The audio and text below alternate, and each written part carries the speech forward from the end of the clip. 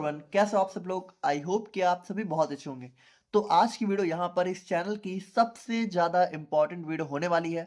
और वीडियो का टाइटल और थंबनेल देखकर आप लोग समझ ही गए होंगे कि आज की वीडियो में हम लोग यहाँ पे बात करेंगे आपके एग्जाम कॉपी प्रेजेंटेशन के बारे में। यानी बेसिकली आपको जो अपनी सेमेस्टर एग्जाम की कॉपी है वो किस तरीके से लिख के आनी है। अब देखो यहाँ पर कोई फर्क नहीं पड़ता है कि आपको एग्जाम में कितना आता है, कोई फर्क नहीं पड़ता है कि आपने एग्जाम में कितने पेजेस फिल किए हैं, अगर आपको यही नहीं पता कि कॉपी लिखनी कैसे है। क्योंकि देखिए यहाँ पर रेगुलर बेसिस पे बहुत से बच्चे मुझे अपनी कॉपी मंगाकर सेंड करते हैं, जहाँ पर यूनिवर्सिटी ने उनकी बैग लगा रखी होती है। अब देखो मुझे पता है, ज़्यादातर कॉपी जब मैं देखता हूँ तो मुझे कंटेंट सारा सही ही दिखता है, उन्होंने पेजेस भी अच्छे फिल किए होते हैं, लेकिन कहीं ना कहीं उन्होंने वही रिपीटेड मिस्टेक्स करी होती हैं जो कि यहाँ पर एग्जाम में बिल्कुल भी आपको नहीं करनी है। तो यहाँ पर देखिए आज की वीडियो में हम लोग यहाँ पे सबसे पहले बात करेंगे 10 ऐसे पॉइंट्स के बारे में जो कि आपको अपने एग्जाम कॉपी लिखते वक्त बिल्कुल ध्यान में रखना ही है और इनको आपको फॉलो करना ही है। और इसके अलावा हम लोग यहाँ पे 10 ऐसी बोनस टिप्स के बारे में भी बात करेंगे जिनको भी अगर आपने साथ में फॉलो कर लिया तो आपको एग्जाम में अच्छे नंबर लाने से कोई नहीं रोक सकता। बाकी देखो यहाँ पे हम लोग बेसिकली ये भी बात करेंगे कि आपकी एग्जाम कॉपी किस तरीके से यहाँ पे दिखनी चाहिए और किस तरीके से आपकी एग्जाम कॉपी यहाँ पे नहीं दिखनी चाहिए। तो बिल्कुल सारे पॉइंट्स को हम यहाँ पे एग्जाम्पल के साथ, रेफरेंस के साथ डिस्कस करेंगे। तो बस आप लोग यहाँ पे इस वीडियो को पूरा देखना। अगर अभी टाइम नहीं है तो बाद में देख लेना, लेकिन जब भी देखना इस वीडियो को पूरा देखना। अगर इस वीडियो को भी आपने बीच में स्किप कर दिया, दो चार पॉइंट समझ के चले गए, तो फिर कोई मतलब नहीं है। इसलिए इस वीडियो को थोड़ा सा टाइम निकाल कर पूरा देखना, क्योंकि ये वीडियो आपके लिए एक गेम चेंजर वीडियो होने वाली है, क्योंकि ये सबसे ज्यादा इंपॉर्टेंट वीडियो है। अगेन मैं आपसे कह रहा हूं, आपने कितना पढ़ा कोई फर्क नहीं पड़ता, आपने कितने पेजेस फिल किए कोई फर्क नहीं पड़ता, आपने एग्जाम कॉपी लिखी कैसे है सबसे ज्यादा फर्क बस उसी से पड़ता है। तो इस वीडियो को आप यहाँ पे जरूर से पूरा देखना। एंड यहाँ पर देखिए अगर आपके दोस्त वगैरह हैं, ठीक है, तो उनके साथ भी इस वीडियो को शेयर कर देना, क्योंकि ये वीडियो सभी के लिए बहुत इंपॉर्टेंट वीडियो होने वाली है। तो सबसे पहले हम लोग यहाँ पे अपने फर्स्ट पॉइंट की बात करें तो देखो ये यहाँ पे इस पूरी वीडियो का सबसे ज्यादा इंपॉर्टेंट पॉइंट होने वाला है, या फिर कह सकते हो सबसे ज्यादा इंपॉर्टेंट टिप होने वाली है कि first impression is the last impression. आप इतना सिंपली समझो, आपकी कॉपी के जो पहले 4-5 पेज हैं वही आपकी पूरी कॉपी के प्रेजेंटेशन को डिसाइड करने वाले हैं।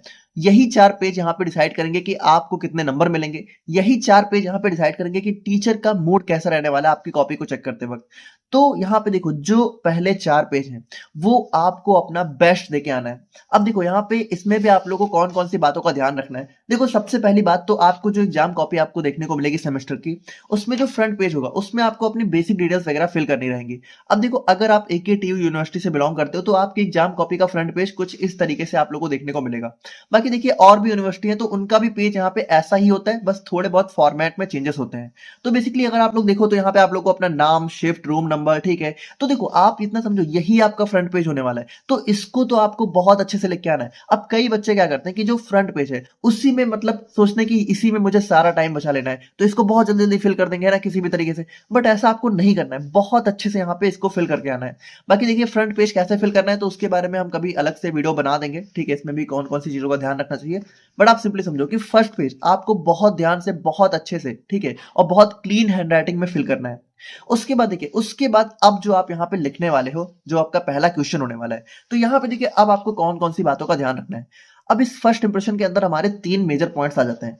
देखो अगर अगर जैसे बहुत सारे सेमेस्टर एग्जाम ऐसे होते हैं जहां पे क्वेश्चन जो है सेक्शंस में आते हैं, बहुत सारे ऐसे भी होते हैं जहां पे डायरेक्टली क्वेश्चन आते हैं। तो अगर मान लीजिए सेक्शन वाइज क्वेश्चन आता है और अगर आपको सारे क्वेश्चन आते हैं तो यहाँ पे सबसे बेस्ट ये होता है कि आप सीरियल वाइज क्वेश्चन पेपर को अटेम्प्ट करें।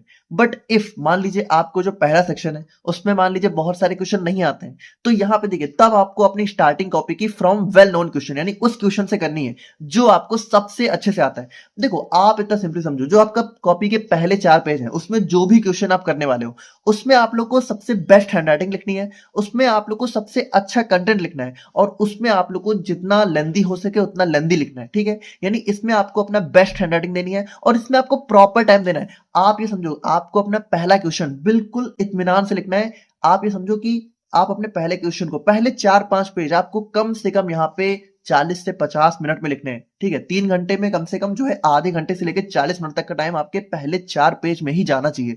क्योंकि उस पेज में आपको बिल्कुल ये नहीं सोचना है कि मुझे एग्जाम जल्दी-जल्दी अटेम्प्ट करना है। इस 4 पेज को आपको अच्छे से लिख देना है। अगर ये 4 पेज आपने अच्छे से लिख दिए, ठीक है, तो उसके बाद आप कैसा भी लिखते हो उससे फ़र्क नहीं पड़ेगा। यही 4 पेज आपके पूरी कॉपी के नंबर को डिसाइड कर लेंगे। अब देखो इन 4 पेज में कौन-कौन सी बातों का ध्यान रखना है, इन्हीं सारी चीज़ों को हमने यहाँ पे डिस्कस किया हुआ है।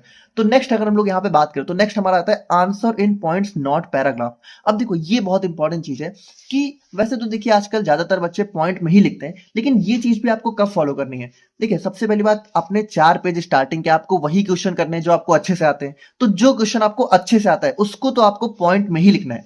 जैसे एग्जांपल के लिए आप समझो, जैसे मान लो यहाँ पे हार्ट के बारे में आपसे पूछा जा रहा है। अब देखो यहाँ पर हार्ट की 2 नोट आपको दिख रही है। एक तरफ आप लोग को पूरा पैराग्राफ में सारी चीजें मेंशन है और एक तरफ यहाँ पे देखिए पॉइंट वाइज सारी चीजें मेंशन है। अब आप बताओ एग्जामिनर को पढ़ने में कौन सी चीज ज्यादा आसान लगेगी, ये ज्यादा है उसको इजी लगेगा फिर ये ज्यादा इजी लगेगा। भाई सिंपल सी बात है, ये उसको ज्यादा इजी लगेगा। ठीक है, देखो एक बात सिंपली समझो, एग्जामिनर को जितना कम टाइम लगेगा आपकी कॉपी चेक करने में उतना आपके चांसेस बढ़ेंगे अच्छे मार्क्स मिलने के। अब सिंपल सी बात है कि यहां पर मान लो एक आंसर है जो कि इस तरीके से पैराग्राफ में लिखा है या फिर इस तरीके से पॉइंट में लिखा है, तो किसको पढ़ के समझना ज्यादा ईजी है? सिंपल सी बात है, इस पॉइंट वाले को। तो यहाँ पे वही चीज है कि आपको जो आंसर है वो हमेशा पॉइंट में लिखना है, लेकिन तब जब आपको आता हो। और अगर मान लीजिए कोई आंसर है जो कि आपको बहुत अच्छे से नहीं आता है या फिर बिल्कुल भी नहीं आता है और फिर भी आपको अटेम्प्ट करना है, तो उसको फिर आप पैराग्राफ में ही लिखना। क्योंकि देखो पैराग्राफ में क्या होता है, पैराग्राफ में अगर मान लीजिए जो पहली जो लाइन है वो आपने सही लिख दी, तो उसके बाद अंदर की चीजें पढ़ने का किसी का मन ही नहीं करता है। तो वो पहली लाइन अगर उसको सही दिखेगी तो अंदर अगर आपने कुछ इरिलेटेड भी लिख दिया होगा तो कहां पे काम आपका बन जाएगा। लेकिन देखो ये आपको तब कब करना है, सिर्फ तब करना है जब आपको क्वेश्चन नहीं आता हो। और पहली बात कि जो क्वेश्चन आपको नहीं आता वो पहले 4 पेज में तो गलती से कर मत देना। पहले 4 पेज में आपको अपना बेस्ट देना है, वही क्वेश्चन करना है जो आपको बिल्कुल अच्छे से आता हो। उसमें आपको अपनी बेस्ट हैंडराइटिंग देनी है, उसमें आपको पॉइंट वाइज लिखना है और उसमें आपको ये सारी बाकी टिप्स भी फॉलो करनी है। तो थर्ड नंबर की टिप की बात करें तो हमारा आता है यूज प्रॉपर हेडिंग्स एंड सब हेडिंग्स। अब देखो ये पॉइंट भी हमारा एक बहुत इंपॉर्टेंट पॉइंट हो जाता है जिसको यहाँ पे कई लोग समझ नहीं पाते हैं। देखो आप एक चीज समझो, जैसे मान लो आपसे यहाँ पे क्वेश्चन पूछा गया कि डिफाइन एंटी हाइपरटेंसिव एजेंट। अब यहाँ पे देखो जैसे ये एंटी हाइपरटेंसिव एजेंट है, ये हमारी सबसे मेन हेडिंग है। तो जो सबसे मेन हेडिंग है उसको हमें क्या करना है, उसको हमें सबसे ज्यादा हाईलाइट करना है। तो मान लो कि इसको हमने क्या हुआ, इसको हमने फुल कैपिटल लेटर से लिखा और इसको हमने एक बॉक्स में क्या कह सकते हो, बॉक्स में बंद कर दिया। ठीक है, तो ये हमारी सबसे मेन हेडिंग हो गई। अब इसके अंदर जो भी हमें लिखना है हमने एक्सप्लेन कर दिया। अब इसके बाद मान लो इसके अंदर हमें हमारी एक सब हेडिंग आ जाती है, जैसे कि मान लो अब इसके बाद हमें हाइपरटेंशन को भी एक्सप्लेन करना है। तो अब हमने हाइपरटेंशन को क्या किया, हाइपरटेंशन को हमने मेन हेडिंग से डिफरेंशिएट करना है। तो इसको हमने सिंपली सिर्फ एक लाइन खींच के रख दिया। अब मान लो इसके अंदर भी अगर हमारी सब हेडिंग आ जाती है कि अब हमें स्टेजेस को भी समझाना है, तो अब स्टेजेस को भी हमें इससे थोड़ा सा अलग ही रखना है। तो इसके लिए हम लोग क्या करेंगे, अगर यहां हमने कैपिटल लेटर्स का यूज किया है तो हम लोग यहाँ पे स्मॉल लेटर्स का यूज कर लेंगे। तो इस तरीके से आपको हेडिंग्स और सब हेडिंग्स को डिफरेंशिएट करना है और हेडिंग प्रॉपर डालनी है, अंडरलाइन प्रॉपर करनी है।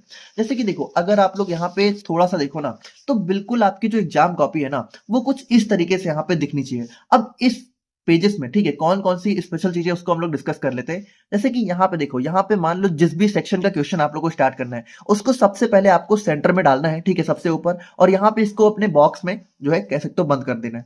अब यहाँ पे देखो हो सकता है बहुत से यूनिवर्सिटी में सेक्शन नहीं भी होते हैं, तो वहां पे आप डायरेक्टली जो भी आंसर आप लिख रहे हो उस आंसर में भी ऐसे कर सकते हो।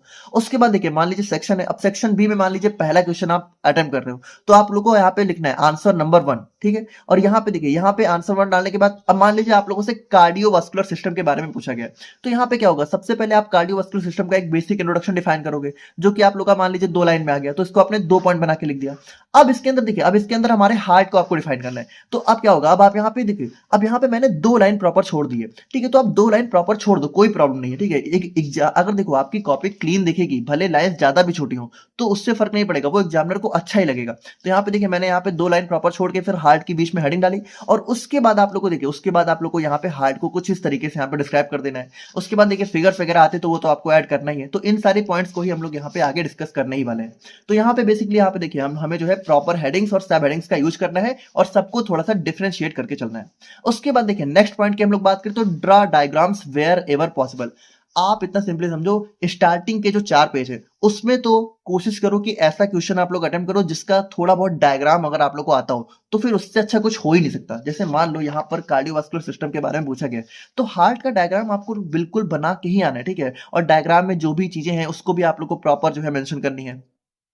तो आप ये समझो तो डायग्राम आपकी कॉपी में 4 चाँद लगाने का काम करता है। अगर आपने किसी भी आंसर का डायग्राम बना दिया, तो वहाँ पे समझो कि आधे नंबर तो आप लोग को वैसे ही डायग्राम पे ही मिल जाएँगे। तो डायग्राम आप लोग को बहुत ज़रूर बना के आना है। अच्छा, डायग्राम बनाते वक़्त भी क्या है ना कि आप कोशिश करो कि पेंसिल की बजाय पेन से डायग्राम बनाओ। अब मुझे पता है बहुत लोगों के पेन से डायग्राम नहीं अच्छे बन पाते हैं, तो यहाँ पे देखो जो पहले 4 पेज हैं, देखो यहाँ पे जो भी चीज़ें हैं, मैं ये नहीं कह रहा, मुझे पता है कि एग्ज़ाम में आप लोग को बहुत सारे क्वेश्चन अटेम्प्ट करने हैं, 3 घंटे ही हैं, तो यहाँ पे देखिए इन सारी टिप्स को आप लोग को पहले 4 पेज में बहुत अच्छे से फॉलो करने हैं। बाकी देखिए कुछ ऐसी चीजें जो कि आपको हर पेज में फॉलो करनी है। लेकिन अब ये जो मान लो कि ये हमारी जो हेडिंग है, सब हेडिंग है, तो इतना जो है आप पहले 4 पेज में अच्छे से फॉलो करना। बाकी बाद में आप थोड़ा बहुत अगर नहीं भी लिखोगे तो काम चल जाएगा, बट पहले 4 पेज में। जैसे कि मान लो आपको डायग्राम बनाना है, ठीक है, तो मान लो पहला ही पेज है, तो पहले पेज में जो डायग्राम है उसमें आपको क्या है, थोड़ा सा टाइम दे देना है। पहले आप यहाँ पे प्रॉपर पेंसिल से डायग्राम बनाओ, और जब पेंसिल से प्रॉपर सही बन जाए तो उसको यहाँ पे पेन से जो है आप कह सकते हो कवर कर दो, ठीक है। तो डायग्राम जब ब्लैक पेन से बना होता है तो थोड़ा हाईलाइटिंग लगता है। जैसे यहाँ पे आप लोग देखो तो इस पेज में क्या है, डायग्राम थोड़ा सा हाईलाइट हो रहा है। अच्छा, यहाँ पे भी अगर आप लोग 2-3 चीजें नोटिस करो तो यहाँ पे देखिए ये हेडिंग मैंने क्या है, ये हेडिंग मैंने ब्लैक स्केच से डाली है। क्यों? क्योंकि यहाँ पे देखो इसको जब मैंने ब्लैक स्केच से डाला तो ये बहुत ही अलग से हाईलाइट हो रहा है, जो कि काफी अच्छा लग रहा है। जैसे ये कॉपी अगर आप लोग देखोगे ये पेज, तो यहाँ पे अगर एग्जामिनर को ऐसा पेज देखने को मिला तो उसको फिर कुछ पढ़ने की जरूरत ही नहीं है, वो ऐसे ही टिक कर देगा। समझ रहे हो आप? तो आपको बेसिकली थोड़ा बहुत कोशिश करने की आपकी एग्जाम कॉपी कुछ इस तरीके से दिखे। तो यहाँ पे देखिए अभी इसमें और भी बहुत सारे पॉइंट्स हैं जिसको हम लोग डिस्कस करने वाले हैं। अब नेक्स्ट हम लोग यहाँ पे बात करें तो अंडरलाइन कीवर्ड्स। अब अगर मान लो आपने जो भी आंसर लिखा है, सिंपल सी बात है, अगर उसमें कोई ऐसी लाइन, आपने कोई ऐसा वर्ड लिखा है जो कि उस आंसर का की पॉइंट है, या फिर वो कह सकते हो उस आंसर में एक बहुत ही इंपॉर्टेंट रोल प्ले करता है, या फिर कुछ ऐसा आपने लिखा है जो कि बहुत इंपॉर्टेंट है, ठीक है, तो उसको आपको क्या है, उसको या तो आप अंडरलाइन कर सकते हो, और या तो आप यहाँ पे उसको जो है, मान लीजिए ब्लू पेन से अगर आप आंसर लिख रहे हो तो उसको आप ब्लैक पेन से जो है लिख सकते हो। जैसे यहाँ पे अगर आप लोग देखो तो मैंने यहाँ पे क्या है, इस मीडियम स्टेनम को, जो कि मुझे लगा कि थोड़ा सा इसे मुझे हाईलाइट करना चाहिए, तो इसको मैंने ब्लैक पेन से लिख दिया है, ठीक है। तो यहाँ पे देखिए ये ब्लू की बजाय यहाँ पे ये ब्लैक पेन से अलग से दिख रहा है कि यहाँ पे एग्जामिनर की जो नजर है वो इस वर्ड पे सबसे पहले जाएगी, तो उसको दिखेगा कि हाँ मुझे आता है कि हाँ हार्ट की एग्जैक्ट लोकेशन मीडिया स्टेनम है। अब यहाँ पे देखिए आप इसको ये भी कर सकते हो कि आप इसको हाईलाइट भी कर सकते हो, मतलब इसको अंडरलाइन भी इस तरीके से आप यहाँ पे कर सकते हो। तो दोनों चीज आप कर सकते हो, चाहे ब्लैक पेन से लिख दो चाहे अंडरलाइन कर दो। उसके बाद देखिए मेक फ्लो चार्ट। अब देखो ये फ्लो चार्ट ना, ये बहुत इंपॉर्टेंट पॉइंट है। जैसे देखिए एक चीज, पहली बात तो आप समझो कि फ्लो चार्ट बनाने पे आपकी कॉपी तो बहुत अच्छी दिखती ही है, उसकी तो बात ही हटाओ, लेकिन फ्लो चार्ट बनाने से जो दूसरा आपको बहुत ज्यादा अच्छा फायदा मिलने वाला है वो क्या है कि देखो मान लो कोई आंसर है, ठीक है, जैसे मान लो कि हम मान लेते हैं कि आप लोगों से लिमिट टेस्ट ऑफ क्लोराइड पूछा गया है। अब अगर मान लो आपने पहले फ्लो चार्ट अगर बना दिया, तो फ्लो चार्ट बनाने से होगा क्या, पहली बात तो ये फ्लो चार्ट दिखने में बहुत अच्छा लगेगा। दूसरी चीज की इससे क्या होगा, इससे आपकी जो कॉपी की लेंथ है वो काफी अच्छे अमाउंट में यहाँ पे कवर हो जाएगी। और तीसरी सबसे इंपॉर्टेंट चीज क्या है कि फ्लो चार्ट बनाने के बाद आप लोग वही सेम चीजें यहाँ पे एक्सप्लेन भी कर सकते हो, मतलब जो चीजें आपने फ्लो चार्ट में ऑलरेडी बना के रख दी हैं उन्हीं चीजों को अब यहाँ पे आप पॉइंट वाइज नीचे करके एक्सप्लेन भी कर सकते हो। तो मतलब आप इतना सिंपली समझो, अगर आपको अपने आंसर की लेंथ बढ़ानी है, अगर आपको मान लीजिए कोई आंसर है जो कि लेंथी लिखना है लेकिन आपको बहुत ज्यादा नहीं आता है, तब तो ये फ्लो चार्ट आपके लिए एक वरदान साबित होने वाला है। क्योंकि यहाँ पे आप क्या कर सकते हो, सबसे पहले फ्लो चार्ट बना दो, ठीक है, सिंपली सा कुछ भी फ्लो चार्ट बना दो, और उसके बाद इन्हीं फ्लो चार्ट में जो पॉइंट्स है उनको एक्सप्लेन कर दो। बहुत अच्छा लगता है, आप मेरी बात मानिए, ठीक है। फ्लो चार्ट आपको अपने एग्जाम कॉपी में जरूर बना के आने हैं, अगर बन सकता है तो आप यहाँ पे जरूर फ्लो चार्ट को बनाइएगा। उसके बाद देखिए अंडरलाइन योर आंसर। अब ये कुछ ऐसी छोटी लेकिन जरूरी बातें हैं जो कि यहाँ पे स्टूडेंट्स बिल्कुल भी ध्यान में नहीं लगते हैं, लेकिन इससे आपकी एग्जाम कॉपी बहुत ही अलग लेवल पे दिखने लगती है, ठीक है, और ये बहुत इंपॉर्टेंट रोल प्ले करता है। तो यहाँ पे देखिए जैसे मान लीजिए यहाँ पे मेरा आंसर 1 है, ठीक है, अब यहाँ पे मान लीजिए पहले पेज पे मेरा आंसर 1 खत्म हो गया है, या फिर मान लीजिए दूसरे पेज पे खत्म हो गया है, तो अब मुझे क्या करना है, अब मुझे प्रॉपर यहाँ पे इस वाले जहां पे मेरा आंसर खत्म हुआ है इसको पूरा अंडरलाइन करना है। अब देखो ये बचपन में हम लोग करते थे, लेकिन ये चीजें आपको सेमेस्टर एग्जाम की कॉपी में भी फॉलो करके आनी है, क्योंकि वहां पे भी देखिए हमें यहाँ पे कॉपी को जो है अभी अगेन वही चीजें कि ये सारी चीजें हमें पहले 4 पेज में बहुत अच्छे से फॉलो करनी है, लेकिन ये जो अंडरलाइनिंग है ये तो आपको हर पेज में करनी है, हर आंसर के बाद आप लोग को अंडरलाइन करनी है, और ये भी आप ब्लैक स्केच से करिएगा ताकि प्रॉपर जो अंडरलाइन आपकी है वो दिखे। अब यहाँ पे देखो अंडरलाइन करते वक्त भी दो तीन चीजें जो आपको ध्यान रखनी है कि कुछ लोग क्या करते हैं कि पेन से कैसी भी लाइन खींच देंगे। अब ऐसा नहीं करना है, थोड़ा सा आपको क्या है, एक 30 सेंटीमीटर की स्केल लेके जाओ, उसको प्रॉपर ऐसे रख के लाइनिंग पे लाइनिंग करो, ठीक है। ऐसे मतलब इरिस्पॉन्सिबल की तरह ऐसे मतलब कुछ भी लाइन मत खींच दो। तो ये सारी चीजें छोटी मोटी बातें हैं लेकिन बहुत आपकी कॉपी में एक मेजर इंपैक्ट डालती हैं। जैसे कि अगर आप लोग देखो तो यहाँ पे एक कॉपी मेरे पास है, ठीक है। तो अब ये कॉपी में जो बच्चा है, ठीक है, उसने सारी चीजें लिखी हुई है, कंटेंट पूरा लिखा हुआ है, लेकिन फिर भी यहाँ पे इस कॉपी में बैक लिखी हुई है क्योंकि इस कॉपी में कुछ ऐसी गलतियां हैं जो कि उस बच्चे ने रिपीट करी है। तो इसमें भी देखिए कौन कौन सी गलतियां, इसको भी हम यहाँ पे अभी पॉइंट आउट करेंगे। बट अभी आप लोग सिंपली समझो कि यहाँ पे आपको अंडरलाइन करके आना है और नेक्स्ट आंसर या फिर जो नेक्स्ट सेक्शन है उसको आपको नेक्स्ट पेज से करना है। अब ये भी हमारा एक बहुत इंपॉर्टेंट पॉइंट हो जाता है। जैसे मान लो आप यहाँ पे सेक्शन बी अटेंड कर रहे हो या फिर मान लो कोई क्वेश्चन आप अटेंड कर रहे हो, ठीक है, और उसका जो आंसर है वो आपका मान लो यहाँ पे खत्म हुआ, ठीक है, मान लो आधे पेज या फिर आधे पेज से ज्यादा पे आपका आंसर खत्म हो गया। तो अब जो दूसरा आंसर है ये आपको इसी के नीचे से नहीं शुरू कर देना है बल्कि उसको आप नेक्स्ट पेज से डाल के आओ। अब कई लोगों को लगता है कि ऐसे में उनके नंबर कट जाएंगे, बट ऐसा कुछ नहीं होता है। आप मेरी बात मानो, अगर आपका आंसर आधे पेज से ज्यादा पे खत्म हुआ है तो जो अगला आंसर है वो आपको नेक्स्ट पेज से करके आना है। लेकिन देखो ऐसा भी नहीं करना है कि मान लो जो आपका आंसर है, ठीक है, वो यहाँ पे इतने पे ही खत्म हो गया, मतलब वो आधे से भी कम पेज में खत्म हो गया, अब फिर भी यहाँ पे पूरा पेज आपका बचा हुआ है, फिर भी आप जो अगला आंसर है या फिर अगला सेक्शन है उसको आप नेक्स्ट पेज से कर रहे हो। तो ऐसा नहीं करना है। देखो आपको सिंपली चालाकी नहीं करनी है, एग्जामिनर को सारी चीजें समझ में आती हैं, ठीक है। तो आपको एग्जाम कॉपी अपनी नीट एंड क्लीन रखनी है। अगर आपका आंसर आधे पेज से ज्यादा पे खत्म हुआ है थोड़ा सा, तो अगला आंसर आपको नेक्स्ट पेज से करना है। लेकिन अगर आधे से कम पेज पे खत्म हुआ है तो अगला आंसर आप लोग जो है 2-4 लाइन छोड़ के, कम से कम 2 से 3 लाइन छोड़ के, तब आपको अपने दूसरे आंसर की हेडिंग यहाँ पे डालनी है। उसके बाद नेक्स्ट देखो, अब नेक्स्ट हमारा आता है आपको एग्जाम में बिल्कुल भी कटिंग नहीं करनी है। अब यहाँ पे देखो ये एक बहुत इंपॉर्टेंट चीज है। अब कई लोगों को क्या लगता है कि उन्होंने अगर कुछ गलत लिख दिया, ठीक है, तो अब उसको कट करना ही है। आप मेरी बात मानो, आपने कुछ गलत भी लिखा है, even if you miss spell something, तब भी आप यहाँ पे कट मत लगाओ। आपने अगर कट लगा दिया तो फिर यहाँ पे एग्जामिनर की नजर सबसे पहले उस कट पे ही जाएगी। अगर आपने कुछ गलत भी लिखा है, ठीक है, आप मेरी बात मानिए, अगर आपने कुछ गलत भी लिखा है, ठीक है, उसके बाद भी आप कट मत लगाइए। एग्जामिनर इतना ध्यान से पढ़ता ही नहीं, उसके पास टाइम नहीं है आपकी कॉपी को एक एक करके एक एक वर्ड देखने के लिए। तो आपने अगर कोई एक दो वर्ड गलत भी लिख दिया ना, उनको छोड़ दो, उन पे कट मत लगाओ। मेरी बात मानो, अगर आपने कट लगा दिया तब तो एग्जामिनर की नजर सबसे पहले यहाँ पे उसी वर्ड पे जाएगी। लेकिन अब कभी कभी ऐसा भी हो जाता है कि यहाँ पे क्या होता है कि आपने पूरी पूरी लाइन ही यहाँ पे गलत लिख दी होती है। तो देखिए उस केस में आप क्या कर सकते हो, उस केस में आप यहाँ पे सिंपली जो है एक लाइन का, ठीक है, मतलब मान लीजिए कि आप अगर आपने कुछ बहुत ही गलत लिख दिया है तो यहाँ पे बस एक ऐसा लाइन का आपको कट लगाना है, ठीक है। मतलब ये गलती तो बिल्कुल भी मत करके आना, ठीक है। सिंपली इतना आप कर सकते हो। बाकी देखिए अगेन यहाँ पे हो सके तो कुछ भी मत करिए। अगर आपने कुछ गलत भी लिख दिया कट मत लगाओ। कट लगा दोगे तो एग्जामिनर की नजर सबसे पहले उस पर जाएगी, नहीं लगाओगे तो हो सकता है एग्जामिनर का ध्यान भी ना जाए उस गलती पे। तो ये चीज भी आपको ध्यान रखनी है। अब यहाँ पे देखो ये जो सबसे इंपॉर्टेंट पॉइंट है लास्ट वाला, don't give too much space between words. अब यहाँ पे देखो जितनी जितनी भी एग्जाम कॉपी मुझे यहाँ पे बच्चे भेजते हैं अपनी, जिन्होंने 30-30 पेज यहाँ पे फिल किए होते हैं, उन सब की एग्जाम कॉपी में मुझे एक ही चीज देखने को मिलती है, और वो क्या होता है कि एक वर्ड से दूसरे वर्ड के बीच में उनका जो स्पेस है वो यहाँ पे इतना ज्यादा होता है कि वो दिखने में बिल्कुल अच्छा नहीं लगता है। और आप लोग को लगता है कि इस तरीके से आप यहाँ पे बहुत सारे पेजेस भर के फिल करके चले आते हो तो आपको बहुत नंबर मिल जाएंगे। जैसे एक सिंपली आप समझो, जैसे मान लो एक लाइन यहाँ पे देखिए आप इस तरीके से लिखी हुई है, जहां पे देखिए एक वर्ड से दूसरे वर्ड के बीच में कितना कम स्पेस है। या फिर अगर आप लोग यहाँ पे मान लो एक लाइन में वर्ड्स को काउंट करो तो 1 2 3 4 5 6 7 8 9 10, ठीक है, एक लाइन में कम से कम 10 वर्ड है। तो यहाँ पे देखिए एक तरीका ये हो गया, और दूसरा मान लीजिए मैंने इसी आंसर को इस तरीके से लिखा हुआ है, अब मैंने इसको 3 लाइन में लिख दिया, लेकिन यहाँ पे आप लोग देखो तो एक से दूसरे वर्ड के बीच में कितना ज्यादा गैप है, जो कि अब एक लाइन में कितने वर्ड है, 1 2 3 4 5 6 वर्ड है, ठीक है। अब यहाँ पे देखिए कुछ लोगों को लगता है अब इस तरीके से आप लिख के आओगे तो डेफिनेटली आप बहुत ज्यादा लंबी लंबी कॉपी लिख सकते हो, लेकिन इससे कोई फायदा नहीं है, ठीक है। एग्जामिनर को सारी चीजें समझ में आती हैं कि आपने कहाँ जानबूझ के स्पेस दिया है और कहाँ आपने जो है अननेसेसरी बिना वजह आपने सिर्फ जो है पेज फिल करने के लिए स्पेस दिया है, ठीक है। तो ये चीजें आप थोड़ा सा ध्यान में रखो। जैसे इस कॉपी में सबसे बड़ी जो मिस्टेक है वो यही है कि यहाँ पे देखिए इन्होंने क्या किया है, इन्होंने सबसे पहली बात तो आंसर को कहीं से भी लिखना स्टार्ट कर दिया है, ठीक है, कि आंसर को अब कुछ आंसर यहीं से, अरे जब यहाँ पे लाइन यहाँ से स्टार्ट हो रही है तो आप यहाँ से हेडिंग डालो, ठीक है। यहाँ पे 20 से कहीं से भी आपने लिखना स्टार्ट कर दिया है। दूसरी चीज की यहाँ पे देखिए इनके जो वर्ड्स के बीच में स्पेस है वो काफी ज्यादा है। जैसे यहाँ पे देखो तो दे, यहाँ पे मतलब स्पेस एक लाइन में कितने वर्ड्स आ रहे हैं, 5 से 6 वर्ड आ रहे हैं, जबकि एक लाइन में वर्ड कितने आ सकते हैं? कम से कम यहाँ पे 7 से 8 वर्ड तो आपकी एक लाइन में आने ही चाहिए। तो ये एक ऐसा पॉइंट है जो कि बहुत बच्चे बिल्कुल भी फॉलो नहीं करते हैं और सबकी एग्जाम कॉपी में मुझे ये मिस्टेक देखने को मिलती है, तो इसको आप लोग को नहीं फॉलो करना है। जैसे सिंपल सी बात है, आपकी एग्जाम कॉपी यहाँ पे बेसिकली आप सिंपली समझो कि आप कुछ इस तरीके से लिखनी चाहिए, जहाँ पे क्या है, जहाँ पे सबसे पहली बात तो आपके आंसर पॉइंट वाइज होने चाहिए। दूसरी बात कि आपको प्रॉपर हेडिंग्स वगैरह डालनी है।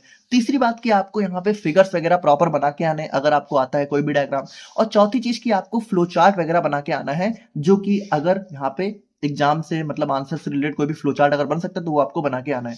तो देखिए, इन सारे पॉइंट्स को ध्यान में रखते हुए अगर आप अपने पहले 4 पेज लिखोगे, तो यहाँ पे आप बात मानिए उस 4 पेज के बेसिस पर ही आपको यहाँ पे एग्जामिनर बहुत अच्छे मार्क्स दे देगा। भले आपने बाकी पेजेस में उतना अच्छा ना भी लिखा हो, ठीक है, भले आपको बाकी आंसर ना भी आते हो, लेकिन अगर आपने स्टार्टिंग के 4 पेज अच्छे लिख दिए तो फिर आपको अच्छे नंबर लाने से कोई नहीं रोक सकता। तो ये एक सबसे कह सकते हो बोनस, सबसे ज्यादा इंपॉर्टेंट पॉइंट ये है कि आपको अपने स्टार्टिंग के 4 पेज बहुत अच्छे लिख के आने हैं। अब देखिए, इसके अलावा भी अगर हम लोग यहाँ पे कुछ अपने बोनस टिप्स की बात करें कि अगर इनके अलावा भी कौन कौन सी चीजें जिनको आप लोग अगर फॉलो कर लेते हो तो फिर तो मतलब एक बोनस ही आप समझ लो, फिर तो आप 50-60 प्लस मार्क्स जा ही सकते हो।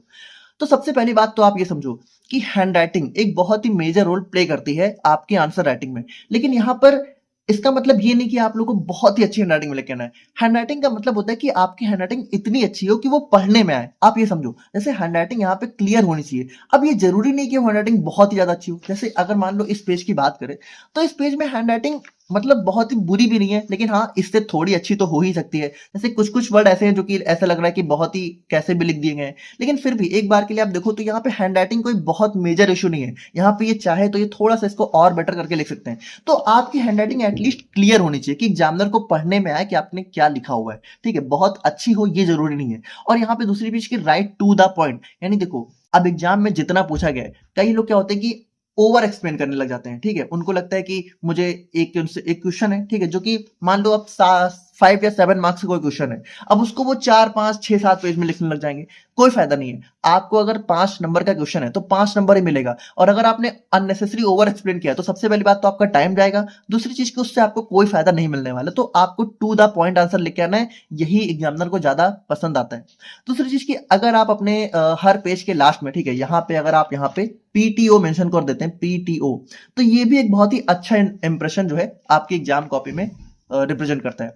उसके बाद देखिए, नेक्स्ट यहाँ पे आपको कोशिश करनी है कि आपको सभी क्वेश्चन यहाँ पे अटेम्प्ट करके ही आना है। स्टार्टिंग में आपको वो क्वेश्चन करने जो कि आपको बहुत अच्छे से आते हैं, बाद में आपको उन क्वेश्चंस को भी अटेम्प्ट कर लेना जो कि आपको नहीं आते हैं। अगर आपको उनसे रिलेटेड कुछ भी आता है तो आप लोग यहाँ पे उन क्वेश्चंस को जरूर अटेम्प्ट कर लेना। देखो, सिंपल सी बात है, जो आपको आता है उसको पॉइंट वाइज लिखो, जो थोड़ा बहुत नहीं आता है उसको पैराग्राफ में करके लिख दो। लेकिन अगर मान लो 1-2 क्वेश्चन बिल्कुल नहीं आता है, ठीक है, अब बिल्कुल नहीं आता मतलब बिल्कुल नहीं आता, तो फिर उसको कुछ भी मत लिखने लग जाना, तो ये भी नहीं करना है।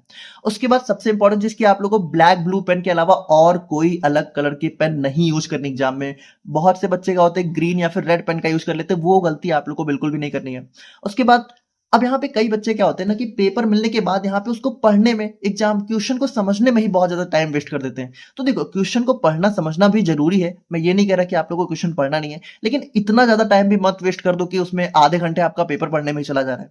उसके बाद don't write something totally irrelevant to answer. देखिए, वही चीज है कि आपको सारे क्वेश्चन अटेम्प्ट करने हैं, लेकिन अगर मान लो फिर भी 1-2 क्वेश्चन ऐसा है जो कि आपको बिल्कुल बिल्कुल नहीं आता है, तो फिर उसको जरूरी नहीं कि उसको भी आप अटेम्प्ट करने लग जाओ। अगर आपने कुछ ऐसा बिल्कुल इररिलेटेड टू आंसर लिखा तो वो आपके एग्जाम कॉपी पे बहुत ही बुरा इंपैक्ट यहाँ पे छोड़ेगा, तो उसको भी आप लोग को नहीं करना है। उसके बाद टाइम मैनेजमेंट तो सबसे इंपॉर्टेंट है कि टाइम मैनेजमेंट तो आपको अच्छे से करना ही है। किस आंसर को कितना टाइम देना है वो आपको अच्छे से डिसाइड करना है। जैसे जो भी लेंदी आंसर है, ठीक है, उनको थोड़ा ज्यादा टाइम देना है। स्पेशली जो पहले 4-5 पेज है उसमें आपको अपना सबसे ज्यादा टाइम देना है। उसके बाद के जो आंसर है उसमें आप यहाँ पे डिसाइड कर सकते हो कि उसमें आप लोग को जल्दी जल्दी किस तरीके से टाइम मैनेजमेंट करना है। अब नेक्स्ट हम लोग यहाँ पे बात करें तो देखिए, ये भी हमारा एक बहुत ज्यादा इंपॉर्टेंट पॉइंट हो जाता है। बहुत से बच्चे मुझसे यहाँ पे पूछते हैं कि हमें यहाँ पे एग्जाम में कितने पेजेस फिल करके आने चाहिए।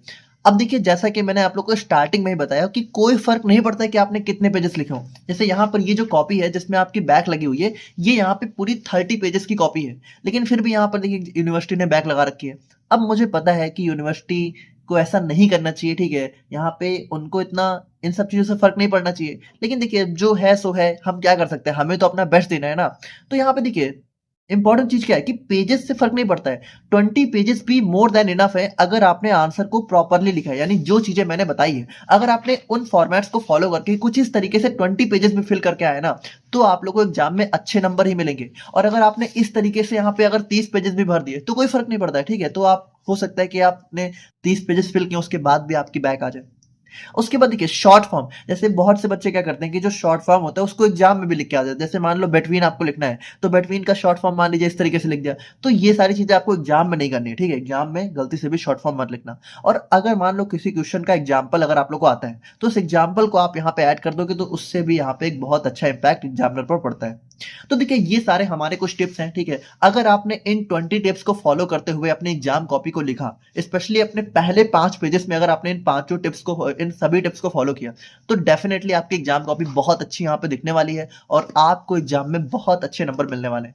अब देखो एक जो कह सकते हो, आप कह सकते हो most important ultra pro max tip है, वो यही है कि सबसे पहले तो पढ़ाई करो। क्योंकि अगर आप लोगों ने आप लोग को आता ही नहीं है, ठीक है, अगर आपने पढ़ाई नहीं करी तो इन सारी टिप्स का कोई मतलब नहीं है। तो सबसे पहले यहाँ पे पढ़ाई करो अच्छे से, उसके बाद यहाँ पे इन सारी टिप्स को भी फॉलो करो और उसके बाद अगर आपने इन सारी चीज़ों को मिला के अपनी कॉपी लिखी तो फिर आपके डेफिनेटली बहुत अच्छे नंबर आएंगे। तो देखिए यहाँ पर इस वीडियो को आप अपने दोस्तों के साथ भी ज़रूर शेयर कर देना। बाकी वीडियो अच्छी लगी हो तो, अगर आपको हमारी बताई टिप्स हेल्पफुल लगी हो, अगर आपको लगता है कि ये सारी चीज़ें ज़रूर कुछ ना कुछ काम करेंगी तो आप वीडियो को लाइक भी कर दीजिएगा। बाकी कमेंट करके बताना कि आप लोग को कैसा लगा और मिलते हैं नेक्स्ट वीडियो में। तब तक के लिए थैंक यू सो मच।